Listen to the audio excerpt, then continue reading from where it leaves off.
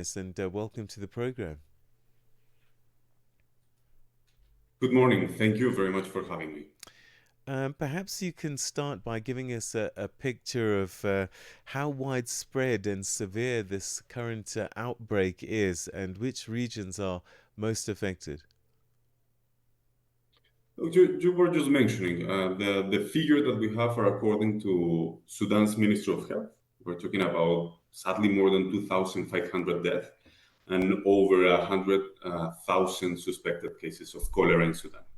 This is in the 18 out of 18 states of Sudan. It is the worst cholera outbreak we have seen in years, and maybe the most important message today is that we need to urgently rebuild the infrastructure in Sudan because it's one of the key factors, let's say, that has been spreading cholera in the country.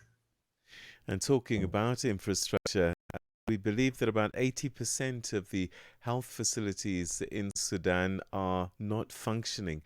And I guess this begs the question, how are the remaining hospitals and treatment centers coping with such overwhelming numbers of patients?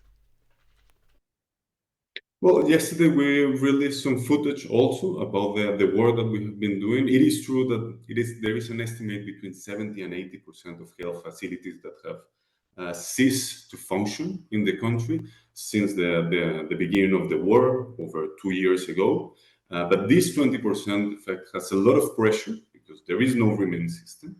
And we have been supporting some of these health facilities with the most basic elements. Either it's going to be anesthesia supplies or blood transfusion that they need, support to the medical personnel. Yesterday we were talking about the one specific hospital that we support in Al Jazeera, and the hospital is there. The hospital is functioning. But when we talk with the responsible, when we talk with the authorities, when we talk with the people that we're working with, they're saying that the system is into a lot of pressure and still able to cope with the cholera outbreak, but very at the limit. What have you been able to do in terms of helping treat patients on the ground and to stem the spread of this outbreak? Well, the International Committee of the Red Cross has been able to support directly these health centers, some of these rapid response teams that we have on the ground.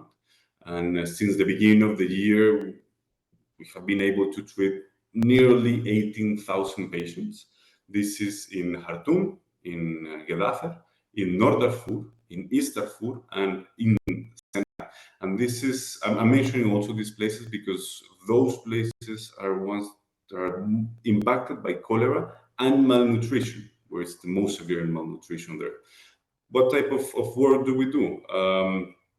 We assist with drinking water, with hygiene kits, with prevention campaigns, with the communities, and of course, with all the support to the health center that I was mentioning before.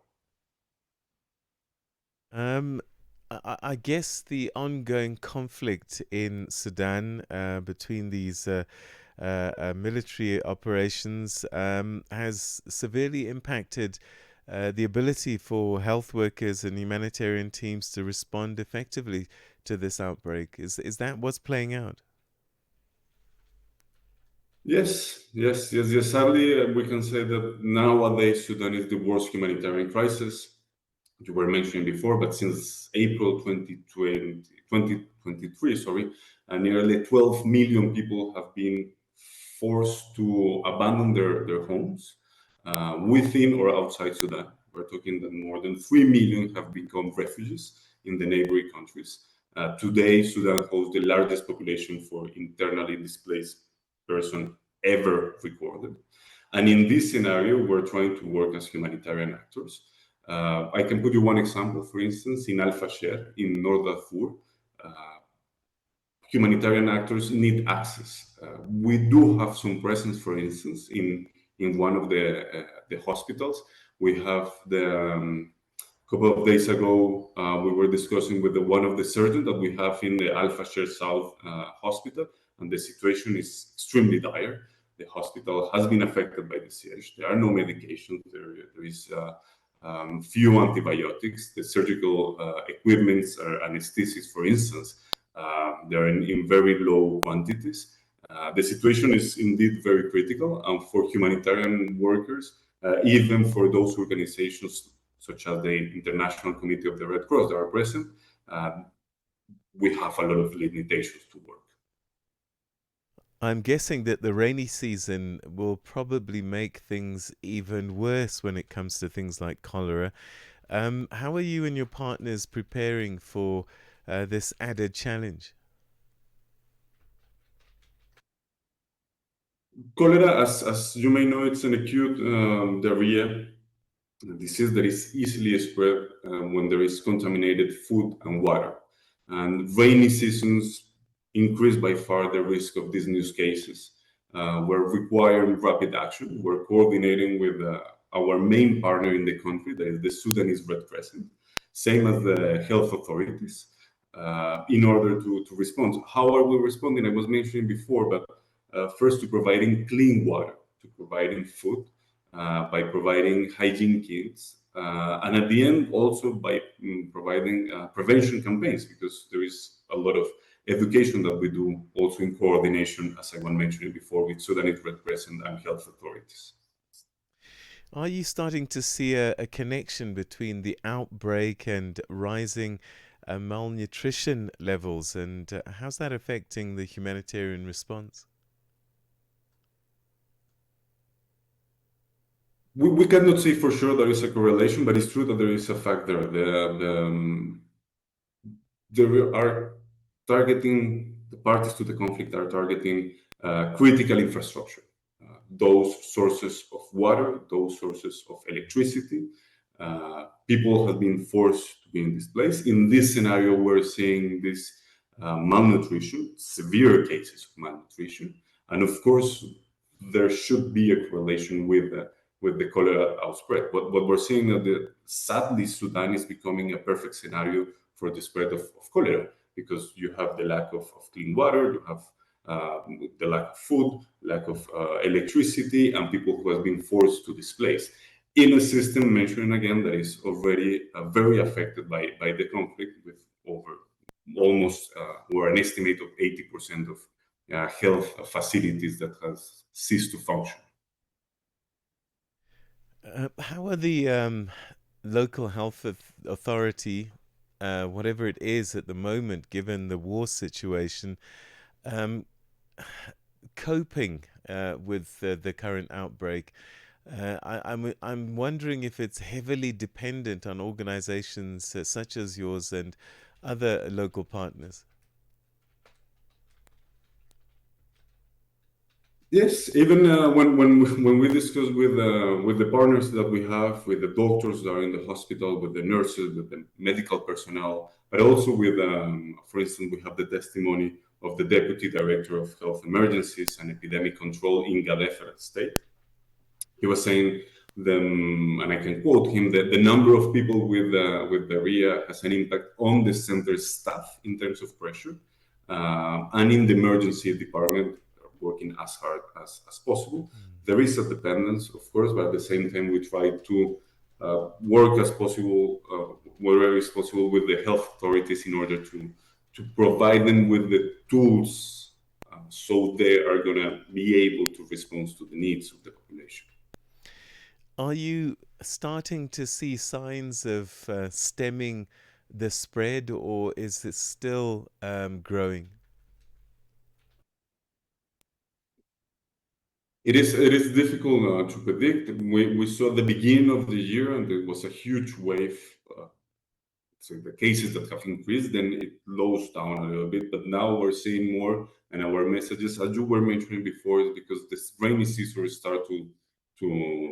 start in the country, and the risk of spreading cholera is higher. The risk is going to be way higher. So sadly, we're expecting to have it, because Sudan is not the only country in the region. There are several countries that have been affected. The issue and our focus in Sudan, for instance, is once again the destruction of critical infrastructure. water, electricity, and health. Tell me a little bit about your safety as healthcare providers and health assistants. Are you safe in doing what you're doing?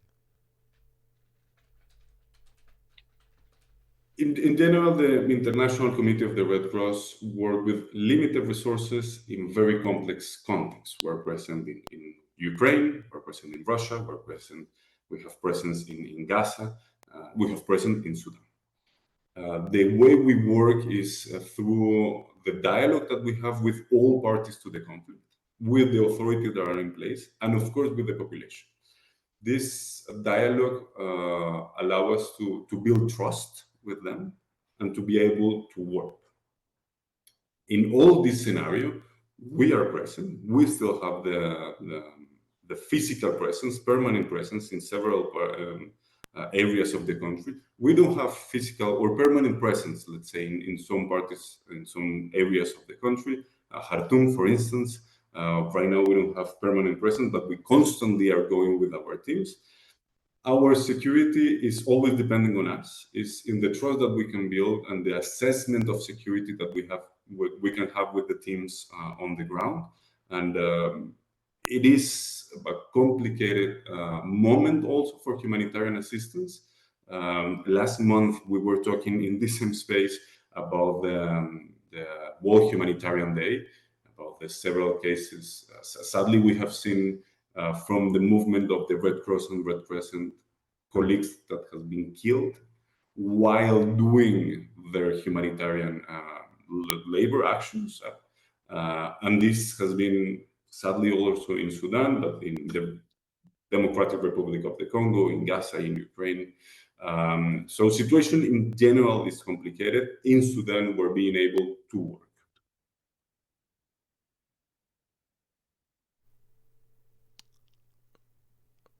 Hello, you still there?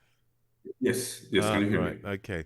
Perhaps very quickly, as a final thought, what message would you like to send to the international community about the situation in Sudan and the need to protect civilians and ensure access to clean water and healthcare?